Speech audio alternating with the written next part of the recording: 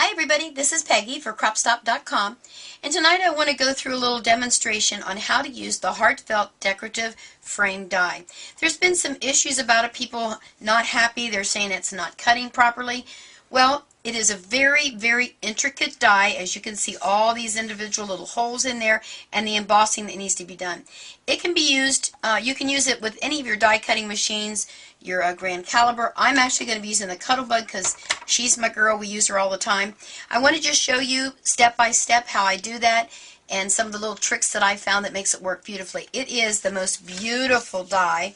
I cut it out of two different colors because, you know, I plan on using these, and I put the brown so you could see better. But look at all this intricate cutting that it's going to be doing.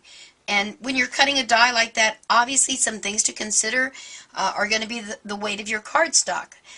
If you're going to have thin printed paper, it's going to make a difference. And each machine is going to be different. Like with this particular machine, I'm going to end up using what I call a shim, and I'm going to show you that.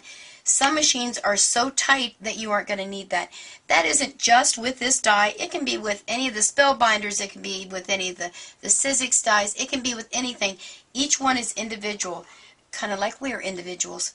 Now, some of the other things I want to show you I'm going to use, if you don't have one of these, it's a Tim Holtz Tonics. I call it my poker. I don't know what they call it. A poker sounds like a good idea. And that's what I'm going to use, and I'll show you this, to get all those little pieces out. It makes life so much easier. And what I really liked is that it's retractable. So when the grandkids come over, even if this is laying around and they can kind of look at it, they aren't going to get stabbed first thing. So I really like that. And of course, then we're going to be using our Cuttlebug. Well, let me get started and show you how we're going to do this. Now, the first thing we have to keep track of is what we're going to use as our base here. We're always going to use our A plate.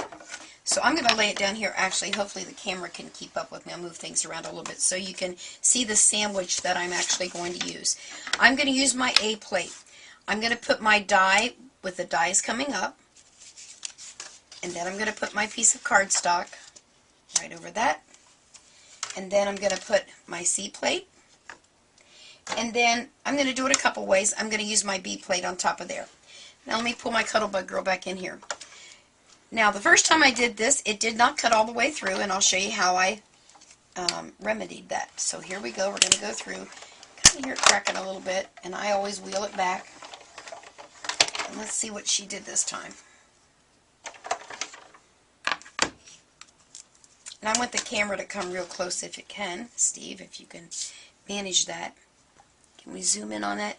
Now, I'm sure that you can tell this is cut nicely, but this isn't. So here's one of the tricks that you can do. Unfortunately, I cut my paper too wide. Let's see if I can do this without messing up. I didn't remember to trim it off the edges. I should have done that. I don't want that to come out of there. So that's one of the things you want to remember before you do this, is that your paper will fit both ways in your Cuttlebug. Okay, so now what I've done is, instead of my frame being this direction, I don't know if you can see, probably not with that one, I'm just going to turn it the other direction and use the same sandwich that I used before, my B plate and my C plate. Let's bring her back in here so we can see better. They're lined up real good.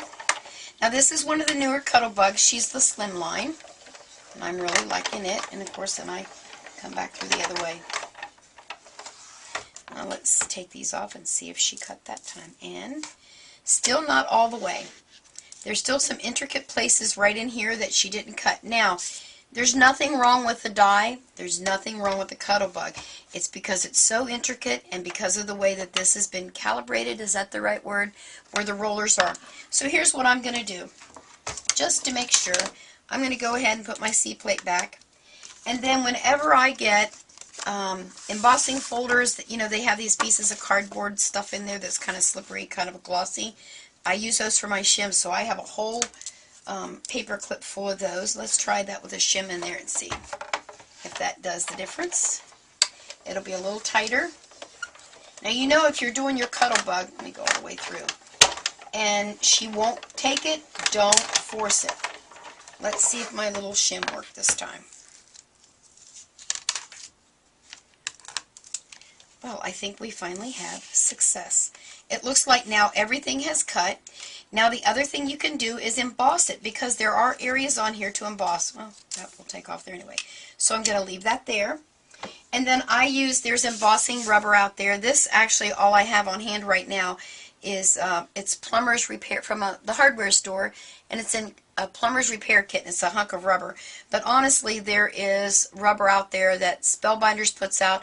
I'm sure we have it at Crop Stop. This is just all I happen to have available. I'm going to lay that right on top of there, and then I'm going to put my C-plate back on there. I think I might have forgot my sandwich. Let's make sure. I think I might have to do 2 B plates. I'm not sure. Let's see if this will go through. It's one way to learn. Oh, no, she's not going to do that. I thought I made a little boo-boo there. I need both of my B plates. Oh, for crying out loud. B is for embossing, Peggy. You know this. And actually what I did before is I stuck my shim back in there. So I have an A plate. I have the die with the cardstock on there. I have the piece of rubber embossing, my shim, and another B plate. So let's see if that'll go through there. You know, it's like anything with art. It's experimenting to see what'll work, and that doesn't feel like it embossed too well. I may have to add another shim. So let me just go through all the way. I didn't take it all the way through. There we go. Let's see if it embossed it. I don't think it did, because it didn't feel... No, it didn't. So that's not a problem, because I happen to have a new C plate. I always have these on hand, you know, whenever I can put it in the budget. So I'm going to see if that'll fit through, and I'm going to do 2 shims. You know, I'm not happy until I get things to work. I don't know if that paper will go through there. Of course it won't. Duh. Well, let me cut this, and I'll be right back. Okay, I went over to the little cutter and cut this, you know, my little hunk here. Now I'm going to go ahead and put my 2 B plates on there. So I've got A plate die cut with paper, rubber. Let's see, what do I got next? A B plate, my 2 shims, and another B plate. So let's see if this will work. I feel like a scientist trying to get an invention to work here. Alright, let's see if she embossed. It felt much better that time. And again, you don't want to force it, because you don't want to break your machine. Oh, yes, I can already tell. Let me bring these. Maybe you can tell just by seeing these. Let me get my piece of brown cardstock. I'm going to bring these up close to the camera here. I don't need all of them. Can you get real close to that? And let me get I'll use this as my pointer. I don't know if you can really tell or not, but here is the embossed area right here. So it really looks like it might have really embossed really, really well this time. So I'm very happy. Now here's a little tip for you.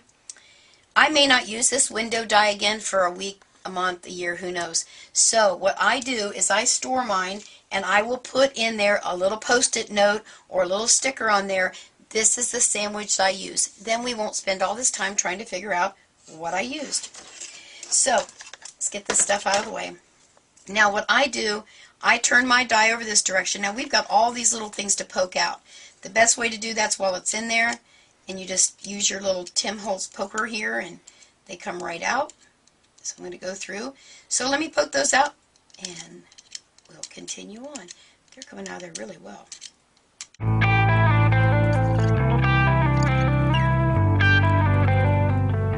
Almost finished with all these little doodads here.